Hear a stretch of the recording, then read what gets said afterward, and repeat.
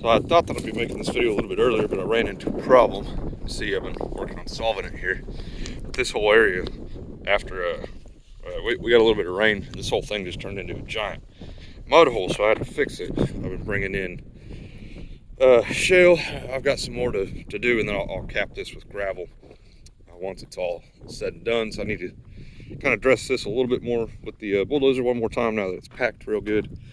But yeah, you can kind of see all the way out here. Right here was the worst. It was just deep. I kept getting my truck stuck in it. Just a huge pain in the butt. Yeah, so anyway, I've been working on this. Haven't filmed any of it. It's just been mostly in the dark, actually, in the evenings. Feed the cows and then fire up the dozer and get 2-3 loads of shale. The pit that they bring it from is real close, so it doesn't take very long. Once I get it all built up and fixed, then we'll bring in some gravel to put over the top of it, and hopefully it'll stay fixed. So right there. So this is 0. I'm measuring off of this corner over here. Turn this beeper off. So then went around and I checked every single one of them to make sure that I was at the high point. And then I got it right the first try. So you can see I've got written on here plus 1/4 of an inch on this one. So setting this on here, this tells me right there, 1/4 of an inch. Now it says 1/16. It's because I'm moving it around. Said it's hard to, there we go. Hard to film doing this while I do it.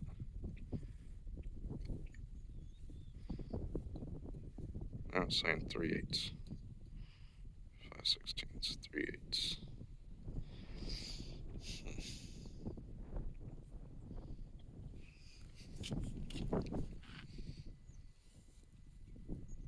Alright, yeah, I'm not holding my stick level 1/4 inch. Once I get the bubble level. But anyway, I've gone around to each one of these. You get the idea. So plus 3/8, plus 7/16, 13/16, so on and so forth, all the way around.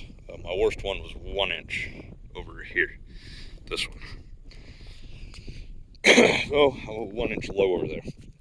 What that means is that my column needs to be, that measurement, 3/4 in this case, right? It needs to be that measurement taller than that one over there in that corner. That way the bottom of the trusses are flat, right? That way they're all level, if that makes sense.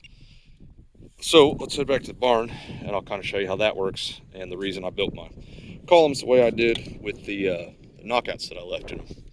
But first, look at all these sweet little babies.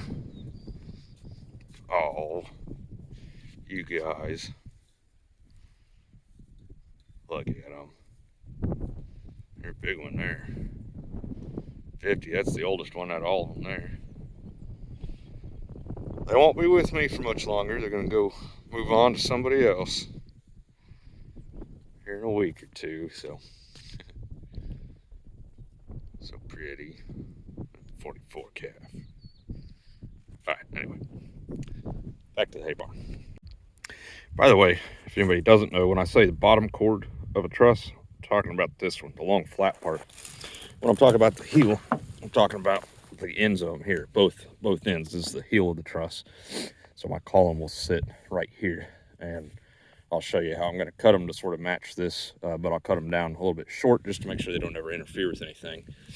And then when I'm talking about the rafter tails, there will be purlins everywhere I put these black marks, right? I made some marks where my purlins are going to go, got them laid out earlier. But then from here all the way out here, and then another 2 foot past this will be like a tail or an extension, right? Rafter extension out to 2 feet, and that will be my soffit. So, and then the trusses here are just a couple inches longer than where the post will actually sit, which is perfect. That's the way I planned it. And so these will sit just to the outside, or just to the flush with the wall girts, more or less. It's the way that I intended for that to work. So, well, yeah, there's trusses. So pretty cool. Excited. Got them this morning. So it won't be long now, and we'll be hanging them up in the air. Anyway, back to cutting the columns. Okay, so if you remember when I built these columns, I cut out a piece of the top, right? This is loose. It's not nailed in, and that's because the heel of my truss is going to sit right in here, and so I wasn't sure where I needed to cut this because I didn't know where the concrete was going to get finished. Now that the concrete's finished, I just went out and got those numbers with the laser. Here's the building all the way around, right? So this first one here, this is the 0, right? And everything else, I will add length to this middle piece. And so the way this works, the bottom is down that way. And then wherever I cut this, that is where the bottom cord of the truss will sit down and the heel will fit down into this pocket. And so I've got this one measured out. Now remember, the brackets that my columns are actually sitting on are 1/4 inch thick. So I've gone ahead and accounted for that. So this one is marked at 15 foot, 11 inches and 3/4 to account for that 1/4 inch bracket. And that will be my 0. Now I'll label each of these columns as I cut them and prep them. And this is one that I've already cut the bottom end off to make sure that it's good and square. I've only got a few of those that I've done. I'll have to do that to the rest of them. So thinking through all this, kind of how it needs to be done. But yeah, in a pretty good spot here. So 15, 11 and 3/4.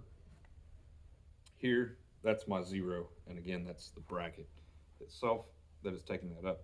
Now, I've got another mark up here, which is 6 1/4 taller than where I'm going to cut this off. And that is because my trusses, since they're here, I was able to measure. And I know that the heel of the truss is 6 1/4 tall. Now, the truss itself will actually stick 1.5 inches past this, which means that if I cut this at that 6 1/4, it's going to be shorter than the truss. But that's the way I intend to do it, so that these will not ever, there won't be any chance of this being proud of the truss, and then I'll have to cut it again later up in the air. And so this is my 412 pitch, so I'll cut both sides at that 412 pitch, and it's not really that important. I could cut them off square there, but I'm going to cut them with a skill saw, so it's just as easy to cut them at that pitch, and I think it'll look better and give me an extra room for another nail or something in there. So we'll have 412 pitch, this way. On the other side, it's the same. I've already marked this one out. And then this piece, once I cut it, we'll just get nailed in. So let's go ahead and do it, I guess.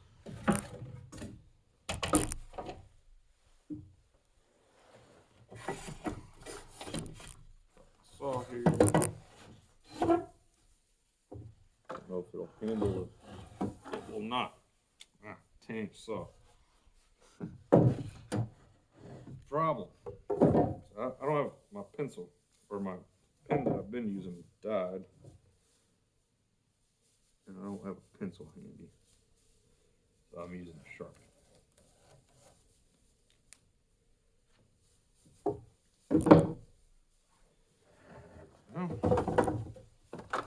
Now, carpenters will talk about taking a line or leaving a line, and it all depends on where you put the line, right? And so in this case, I'm gonna leave the line because the line is right on my number, although I kind of made 3 lines there.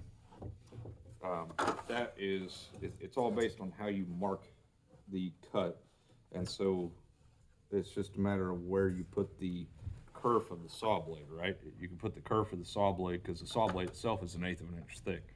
So the 1/8 of an inch can be right in the middle of the line, or you can put it on this side of the line, which would be taking the line, or I can put it on this side, which in this case would be leaving it, because this is my scrap side. I'm going to leave the line.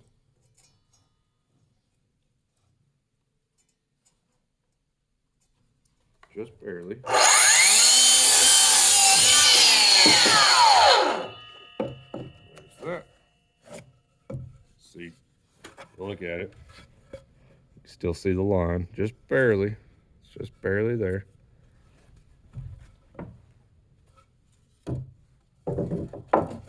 And then this, oh, hang on.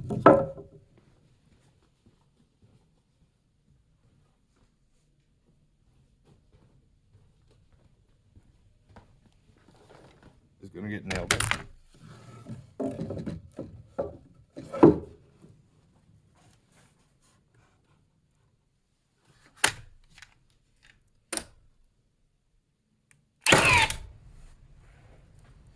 And I'm leaving this long on purpose before I cut them off so that I've got some kind of squeezing ability here.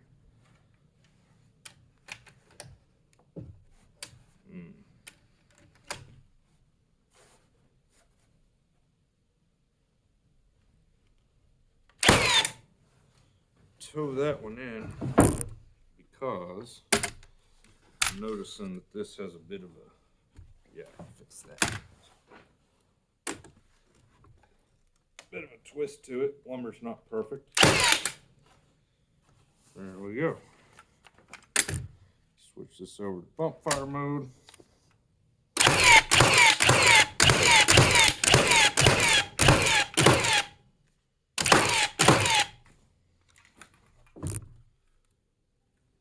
Right.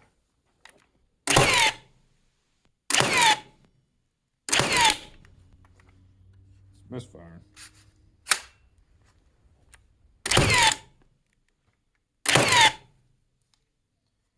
Huh. Do it again.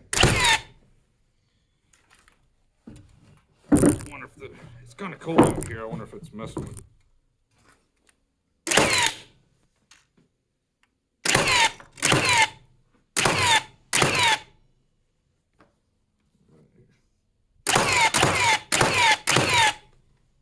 Anyway. Huh. I don't know. Milwaukee had some misfires. Happens, I suppose. So, whoop, that dropped it off the sawhorses. This is an old mark here. But that mark lines up perfect. So now my truss will sit down in here. The heel of the truss will sit in this pocket. Next thing with skill saw, I'll just nip the ends of this off. And that part is scrap that I can use for some other stuff. I got some window boxes that I'll have to frame that these work for. And but I'll end up with a bunch of cut off pieces. And if I don't find a use for them in the building, then they'll make it into the wood stove at some point. So that looks like it just needs more nails.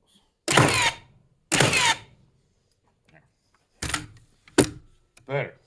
So, the other thing that I need to do while I'm here is this end of it. Along the face of this column will be my wall girts, which run this way. And so I can go ahead and lay them out and put some lines on all these columns. And it will be easier. I'm not going to do it all tonight. Because it will be easier once I get them all kind of set up. If I can stack them all together, then I can put a level across it and mark all of them at once. But what I'm going to do is set up what's called a story pole. And so I will get a like a 2x4 or something that's long enough. I'll put all the marks on it, and then I can transfer those marks down onto my columns. And then I know where some windows are going to go up here, actually, about right here. And I can mark those out on the story pole, and then I can go ahead and put marks on the columns so that I know where those are going to go. And then as we are, or as I am assembling them, I can kind of keep track of where all that stuff's at, and have it all laid out and built on the ground before I ever stand the columns up. That way, everything's sort of ready. So Anyway, let me grab my skill saw and we'll nip the ends of this off. And then this one, my first one, for my 0 will be done. And then the other thing that I've done down here at the base, and that I will do on all of them, so this one's 0, right? But I'll mark them all here. That way, as they're sitting in the brackets, which are also have a Sharpie mark on them for what their, that plus dimension is, as they're all sitting in there, it'll sort of make sense. This will match the column that they get installed to. So, yeah, grab a skill saw real quick, and we'll cut this off. All right, here we go. Again, I'm going to leave a line.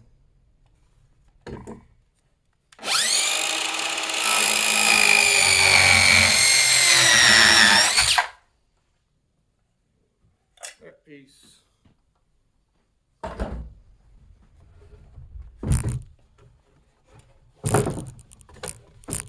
Already laid this one out.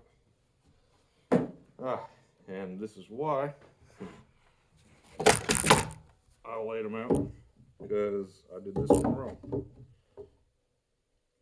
Let's see here.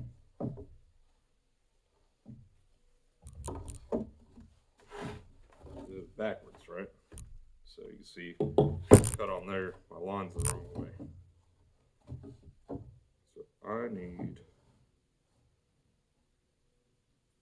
where's that one?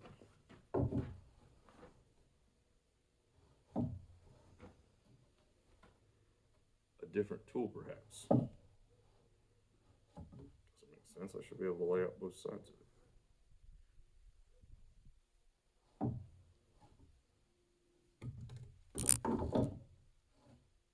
Huh. Well, I would have cut that wrong if I had just gone by with a mark. This is degrees.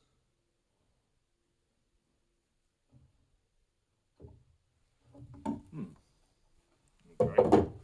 Limitations of a hammer.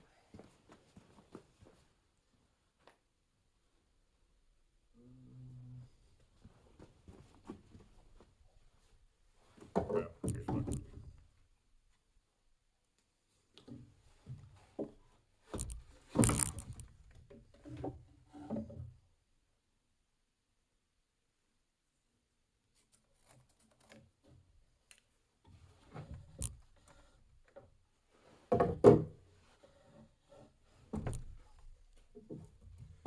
square it all the way across. Like I said, this isn't all that important, because the way it's intended, it will be below the trusses anyway. I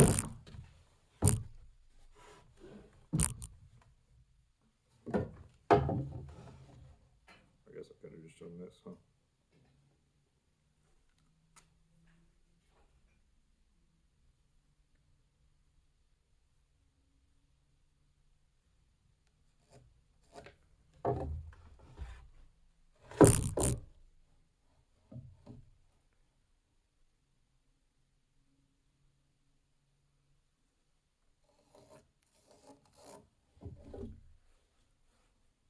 Alright. So obviously I'll have to figure out a more efficient way to do that. So I don't have to do that a whole bunch of times. This one.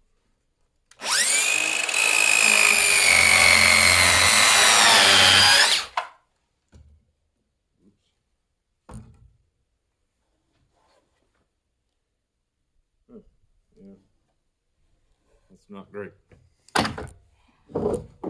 So it's not super critical.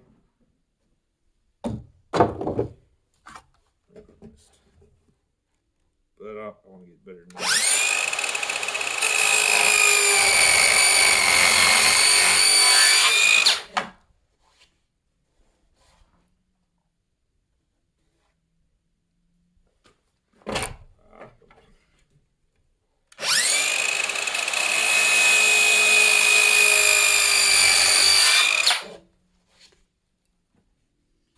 Close enough.